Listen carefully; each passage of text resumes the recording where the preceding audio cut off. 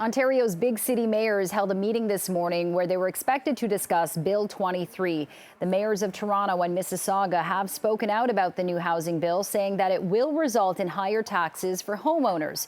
So for a closer look at Bill 23, we're joined live now by Matti Siemiatycki, U of T professor and director of Infrastructure Institute at School of Cities. Matt, thanks for joining us this afternoon. We know that the mayors of several cities are not happy about Bill 23, but can you explain why it is so controversial? Will this really cost taxpayers more money? Bill 23 is a major transformation in how we do planning in this province. It's probably the biggest transformation in a generation, and it has so many different pieces to it. But essentially, what the mayors have been most up in arms about is cuts to development charges, that it will change.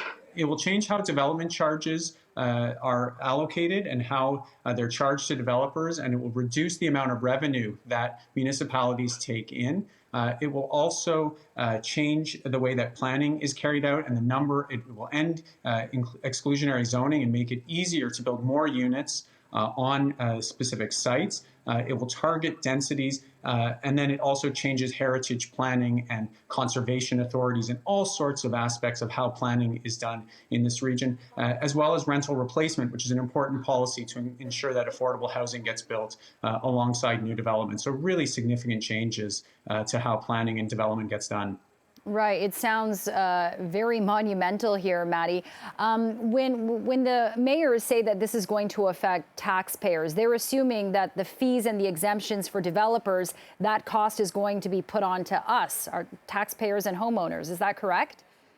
Well, that's exactly right. That if there's development charges pay for all of the important infrastructure that's required to enable housing to be built. You need sewers and water lines and all sorts of other hard infrastructure, and you need social infrastructure like fire stations and rec centers to make sure that we're building livable communities. And so those get paid for out of development charges. And if those development charges are cut, then the money's going to have to come from somewhere. And for municipalities, that's going to be property taxes. And so there's a lot of concern that property taxes will have to go up significantly to pay for the lost revenue if it comes out of development charges.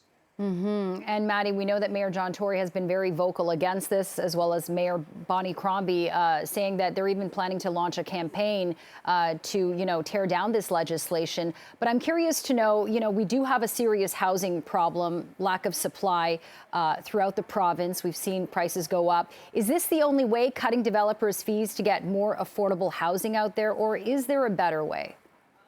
In fact, cutting developer fees, there's no guarantee that that's going to get passed on to the end user.